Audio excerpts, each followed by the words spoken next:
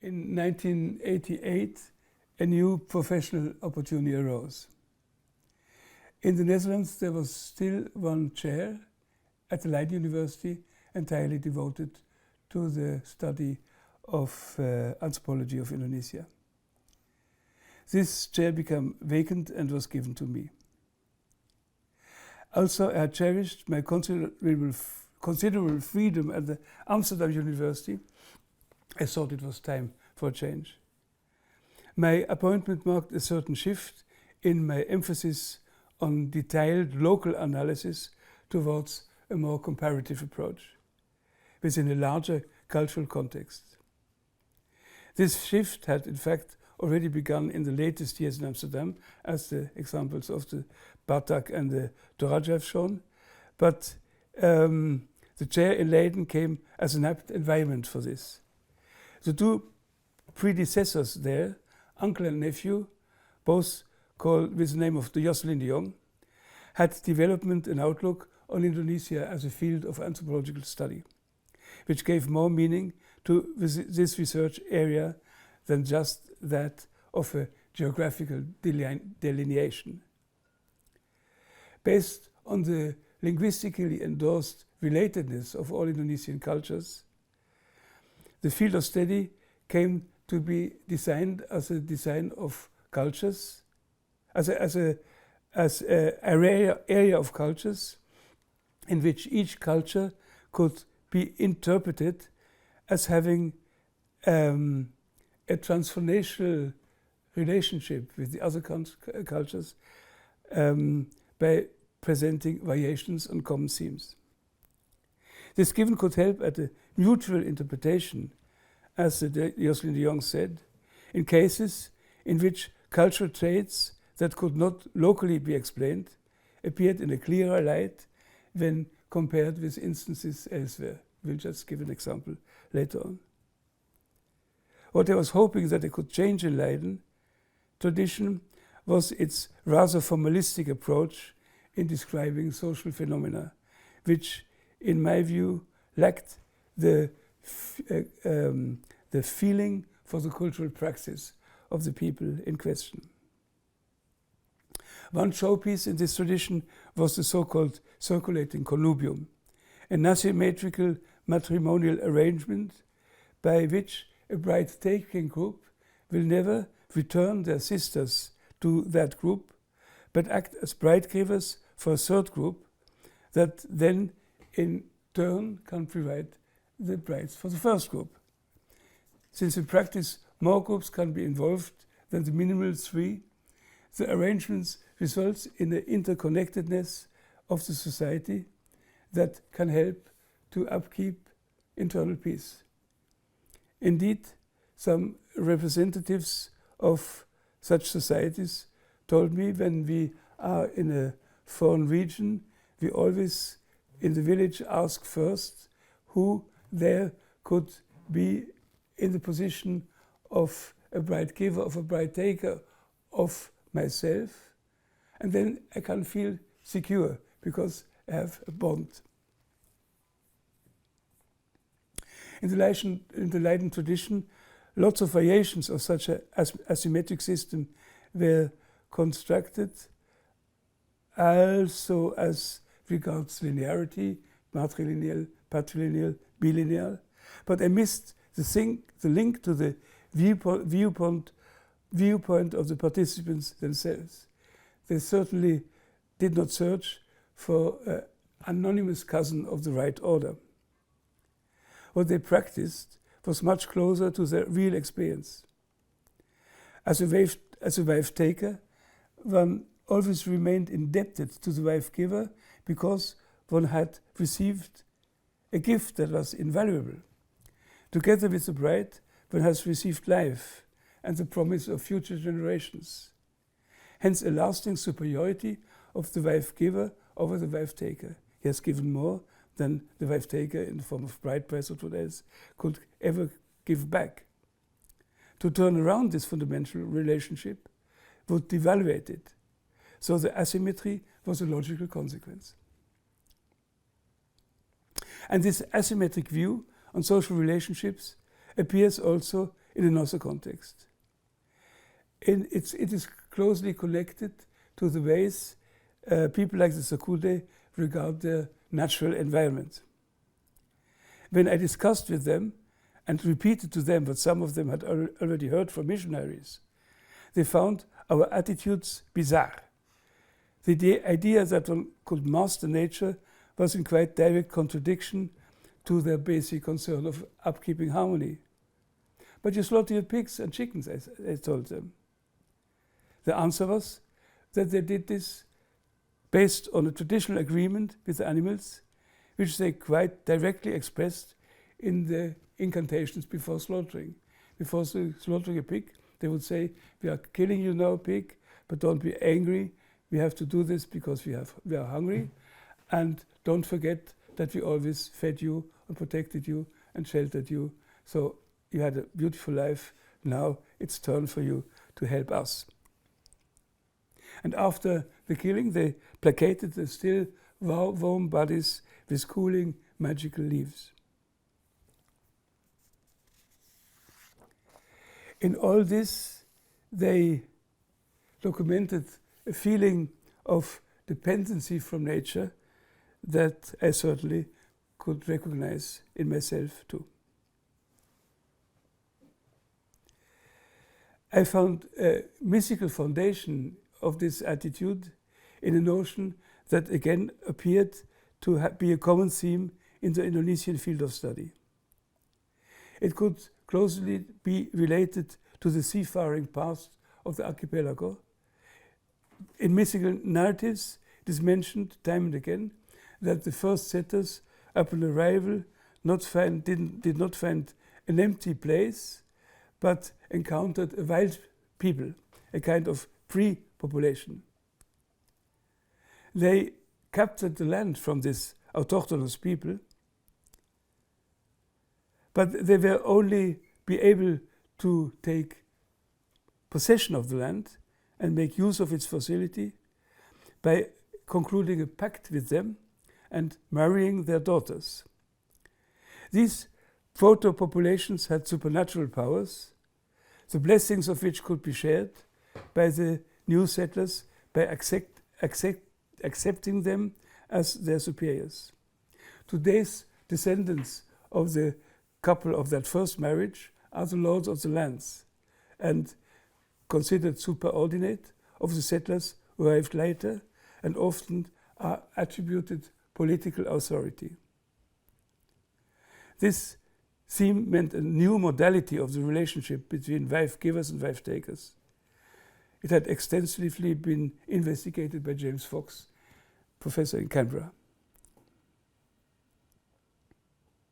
The notion proved to be important for the interpretation of my Mentave material too, because it shed new light on the course of the big Puliajat ritual. As we have seen, this ritual had two phases. The first one in the community house at home, and the second one in the closing hunting camp in the forest. In my monograph appearing in 1988 of the Puliajat ritual, which I called LIA, I had supposed that in both stages it was ancestral blessings that were sought of, and that the game shot was to be regarded as a return gift of the ancestors for the pigs that had been offered to them at home. And this was actually based on their way of addressing the spirits. They always used the term ukwi, which actually means father, as a kind, I found out later, for euphemisms. They didn't want to precise the nature of the spirits, but called they in general fathers. They said it is the same group of spirits, but now it appeared that the situation was different. And here comes the mutual interpretation in the field of study. Revealing to me was Maurice Bloch's study on cultures of Madagascar, which I found especially interesting, that since it revealed the astonishing continuity of spiritual traditions over enormous distances and after many generations since the separation of the Madagascar people from the common Indonesian ancestry. We know today that the Madagascar people have their roots in the Dayak region and came to Madagascar some 2,000 years ago. From there, and today still, they speak languages which are closely related to the Kalimantan languages of their forebears. Now, Bloch had demonstrated an association of beneficial spirits of the wilderness with an autochthonous mystical people who had acted as wife-givers for prominent mystical immigrant ancestors. During circumcision rituals, both parties are appealed to. At home, ancestral blessings are sought and transferred to the living. At a particular stage, however, these blessings have to be complemented by the beneficial forces which originate from the uncultivated domains of the spirits of the wilderness and which are brought into the community in the form of water collected there in ponds. In the Mentawai ritual, quite accordingly, the ancestral source of blessing in the first stage is complemented by another source, the one of the spirits of the wilderness, whose favors, appearing in the hunted game, are no less important for the success of the ritual than those of one's own forebears. Now I came back to Mentawai after having read these things, and I told my friends, what actually is there in the forest, which you call ukui, which you call fathers? And they said, well, it's our fathers. And they said, are it really the fathers, like the fathers of our own Sakude group? And they said, well, they are the fathers of the people who always lived there. And I said, could it be that they are connected to the wilderness? They said, of course. They said, everybody knows that. That is the wilderness who is giving us their monkeys, and which we thank in the incantations when we have brought the monkeys at home. We thank the spirits of the wilderness. Say thank you. Now called the companions of these, that we have more success in future hunts.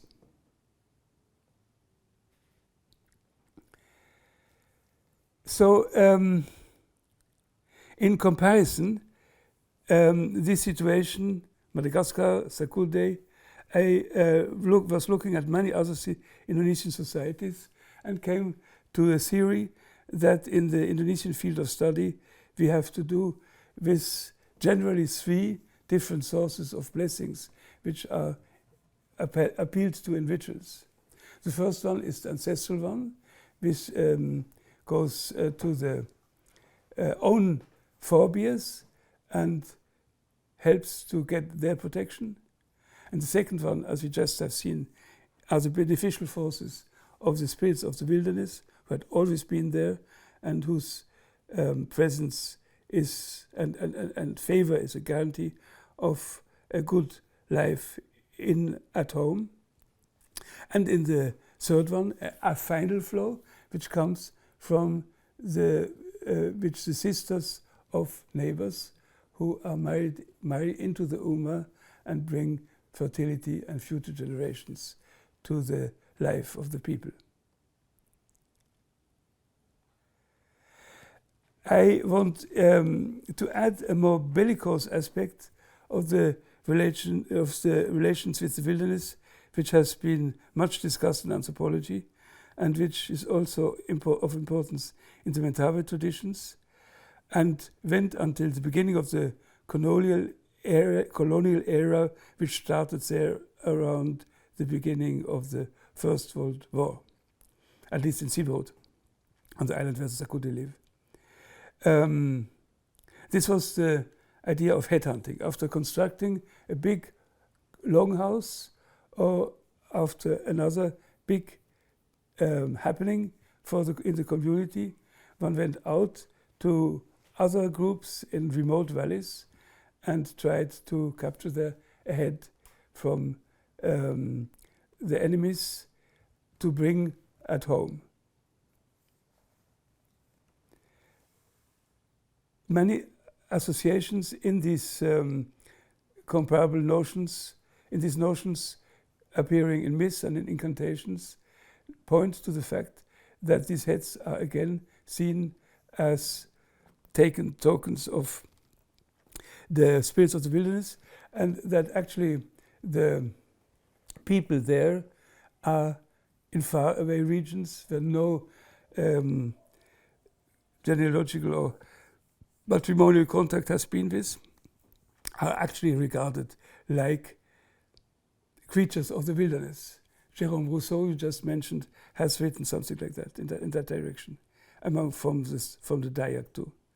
So in going to capturing heads in a far away, remote area, one does actually, in a more intensive and more dangerous way, what one does when going hunting in the vicinity.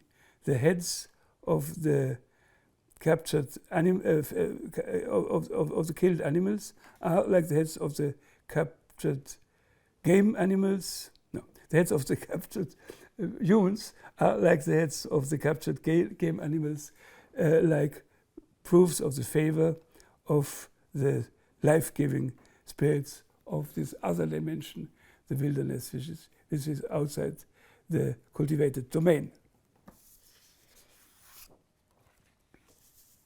When I discussed it with the Coudé, they said, actually we were quite happy that with this forbidding of headhunting, we are finally not to be afraid anymore when going to the rivers that somebody would kill our wives or ourselves, and that the peace had been brought by the colonial powers, and I never found out whether this was just to please me or whether they really found it, because in other notions they were deeply regretting that they didn't have anymore the possibility of demonstrating their brave, like in headhunting times. Now, there's one other component of the strange, dangerous aspects of this wilderness, and this is the view people have on the large predatory animals. Again, in a comparative perspective, I found this among the crocodiles in Mentawai, and my wife Jet Barkels, who did her doctoral thesis on beliefs about the tigers in West Sumatra, found similar ideas connected with the tigers. I have here a photograph. Here a photograph of such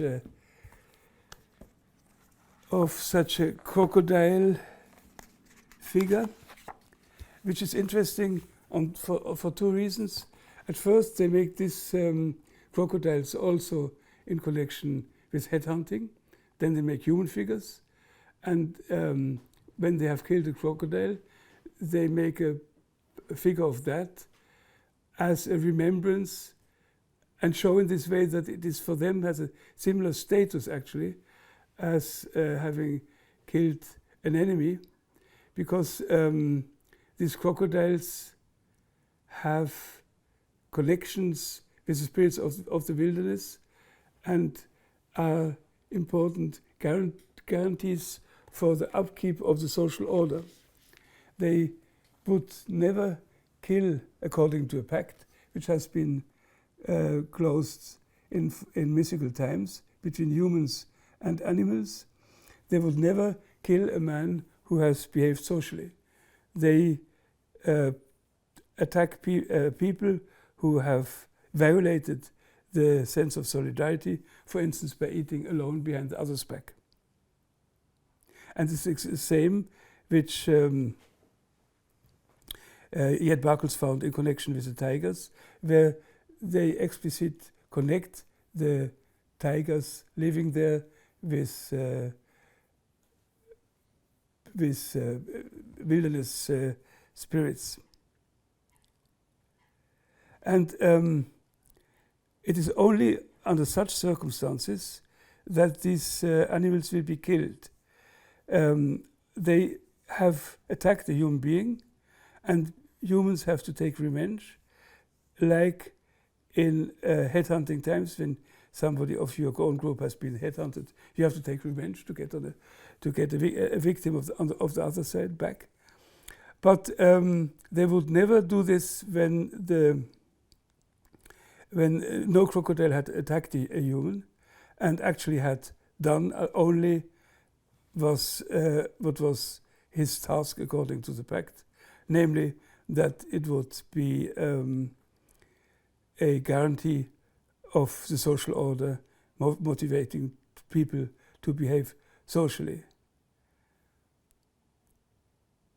So we find here again a clear parallel with the idea of the right-giving nature, which is beneficial for the humans in prescribing a socially positive effect to the crocodiles and tigers, and in this way guarantees of the perseverance of the community. I have to look for a photograph. Here. Yeah.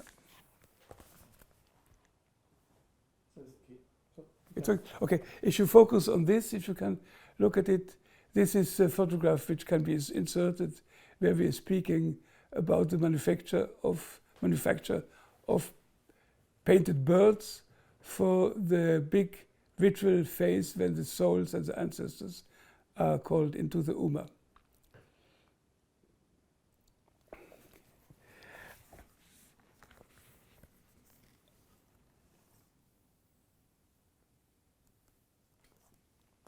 And on this picture, you see another version of the idea about the crocodile. The crocodile is an ally of the spirits of the wilderness, and more specifically of the spirits of the wild waters. And when somebody has behaved asocially, it can happen that not a crocodile will attack him, but that he just will be punished by his allies, the spirits, the so-called Sika Oinan. And when this happens and somebody gets ill, then the people assume that the spirit will hide on one of the beams of the longhouse, and from there radiates his detrimental force on the human who therefore is sick. What the shamans then have to do is to bring sacrifices to the spirit and to address it, that ask it to withdraw and to let the sick person free again. And the sick person, and this is very reminding of things Mary Douglas has written about what she calls a group therapy, he then has to confess. He has to say, yes, I have eaten meat alone, I'm sorry about that, I will never do it again. And in this way, the spirit can be moved to go to sit in the bowl where the offerings are. And what we see here, that is that the shamans have brought the bowl to the side of the river, where they are saying to the spirit, now you go home, and then they let the plate with the offerings drift away and observe the